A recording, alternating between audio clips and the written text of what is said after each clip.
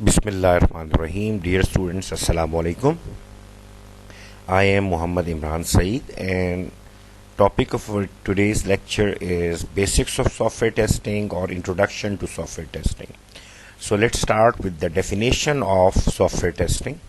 So in fact, when we say that what is software testing, so software testing is a method to check whether the actual software product that we have developed, right? The actual software product matches expected requirements. That means, in fact, we test the software and we try to find out that whatever we have developed, it is as per requirement of the user, or is there any gap or missing requirement. Those were given by the user, but we could not develop those, or we missed those requirements. So the first concept is to check whether our product, our software matches the requirements, and most important is to ensure that software product is defect or error free. Our product runs very smooth and it never come across any error, or if there is some error, it has been handled accordingly. So in fact, we have to identify the bugs and errors. So now if I try to define the software testing, so software testing is a method to identify the bugs and errors and to identify the gaps or missing requirements in contrast to actual requirement. So this is the definition. Now let's talk about the need of testing. Why do we need the testing? In fact, testing is important because software bugs could be expensive or even dangerous. Software bugs can potentially cause monetary and human loss, and history is full of such examples. We all know that nowadays computer is being used in every aspect of life. It is in commerce, e-commerce, it is being used in cars, in aeroplanes, in everything we have software, right? So if there is any error, it can cause us huge loss. So it tells us that loss not only be of money, that can be of human lives. So I have just taken few examples and pasted over here. So now it has given us first example of Nissan cars. In fact, they had to recall over 1 million cars, right, from market. Why? Because their airbag sensors had some defect, right? So they got, or they faced that monetary and that market loss, right? Second one is an example of Starbucks, right? So they told that there was an error with their point of sale. So in fact, their 60% of stores, in fact in US and Canada, they faced that problem and they got closed. And similarly, at one point they had to offer the coffee for free because it wasn't possible for them to make any transaction. Their point of sale was not working, so they had to offer the coffee free, right?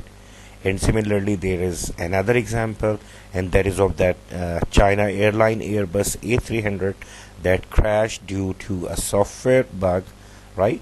And it killed 264 people. So these are in fact very few examples. If you will search the losses due to software errors, you will find millions of examples, right? And you will find that from a very small problem, from a very small issue, in fact it went towards the crash of aeroplanes, the crash of airships. So you will find that in fact it is not only the money that got wasted, but the human lives, right? So that is why testing is very important. And now let's talk about the method of testing. In fact, normally we study two main methods of testing, that is the black box testing and the white box testing, right? But I will talk about another one, that is gray box testing, and you can find it on the internet. So now what is the black box testing? In fact, it is a testing in which the tester gives the input. He never know what is inside the program, right? The program is just like the black box. He does not know about the code, our logic, our paths, our conditions. So see, he knows nothing about it. So he just gives the input and he checks the output, that the output is according to the input or output is as it was being expected. So in fact, in this case, in the black box testing, our software seems like a black box that we cannot look inside the box, right? So now check. Black box testing is a software testing method in which the internal structure, design, implementation of the item being tested is not known to the tester. Tester never knows what is inside, right? So the tester just gives the input and checks if the output is correct and as per requirement or not. So now, in fact, tester does not know about the code and anything. And when we talk about the black box testing, the other method is the white box testing. When the software's internal infrastructure, code and designs are visible to the developer or tester, that refers to white box testing. That means, in fact, it is also known as in the older books the glass box testing. That means whatever is inside, it is known to the tester. Tester knows everything inside that code, that program, right? So now, in a white box testing approach, tester tests several aspects of the software like decision branches, loops, statements, everything. They can test those, right? And they can see those. So this is the white box. Now you check when you are doing your testing in your class assignments in C or C++.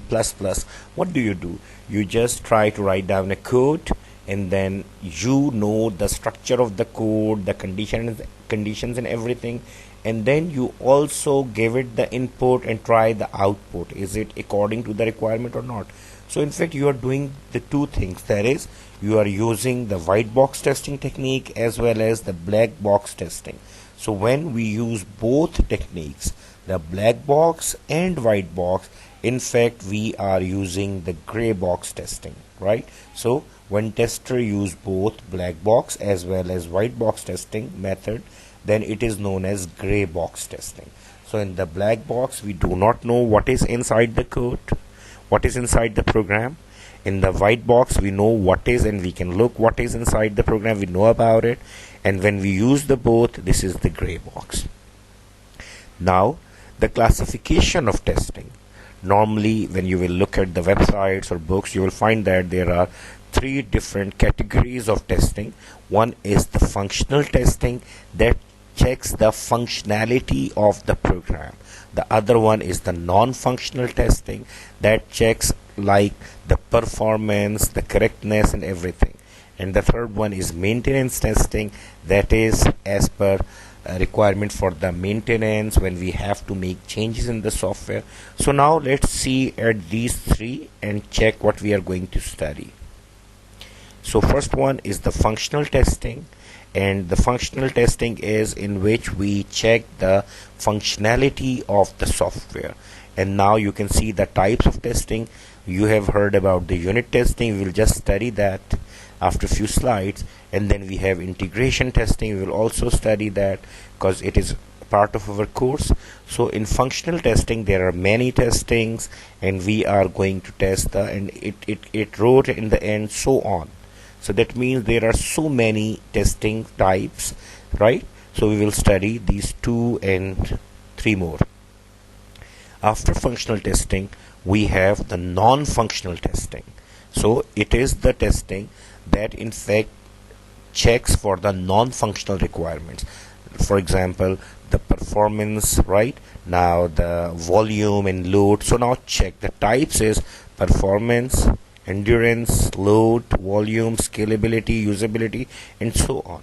And similarly, maintenance testing that is required for the maintenance, in fact, and that checks for the different aspects of the testing, includes the types of regression and maintenance and other types. So in fact, we have 3 different classifications: functional testing, non-functional testing, and maintenance testings.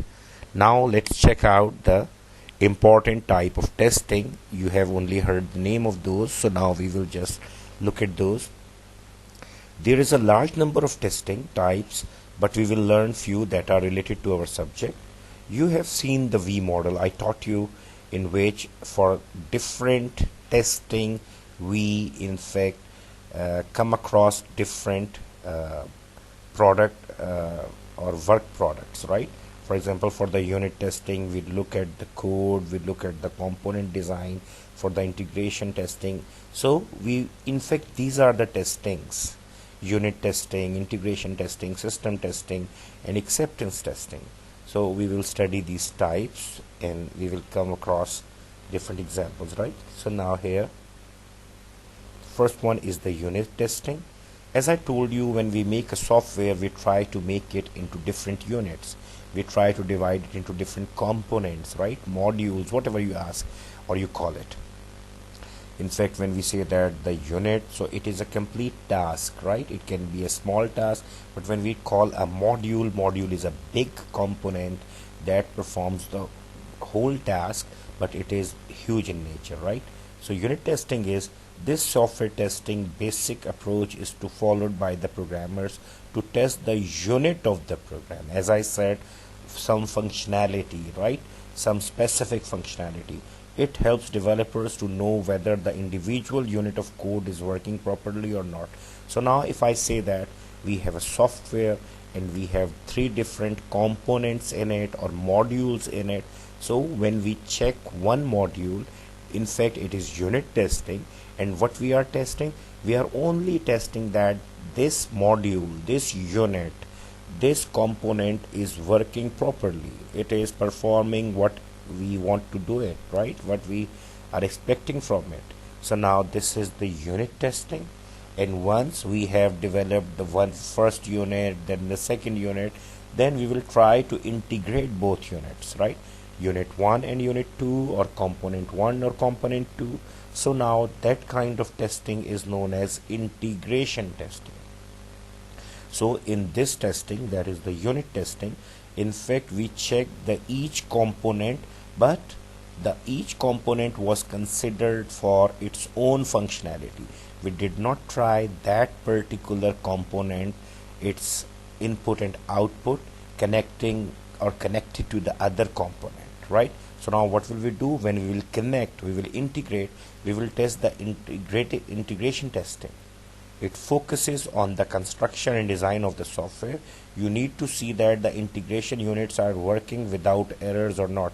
For example, when one unit A is working properly, unit B is working properly, when we will integrate, we will combine them, we will connect them, then we will perform the integration testing, so that we must know that A was performing good, B was performing good, but when we integrated, maybe they are not performing well now. So we will have to check when we integrate, are the integrated components, integrated units, those are working properly or not. So this is integration testing. Take 2 units, combine them, integrate them, and then run them and check they are talking to each other, they are communicating with each other, they are working properly or not, right? Then attach the third one, then the fourth one, and keep on checking. These are the integration testing. Once all the units, all the components are integrated, we come to another type of testing, and that is known as system testing. So in this method, your software is compiled as a whole and then tested as a whole. So all the components have been integrated and now the system is complete.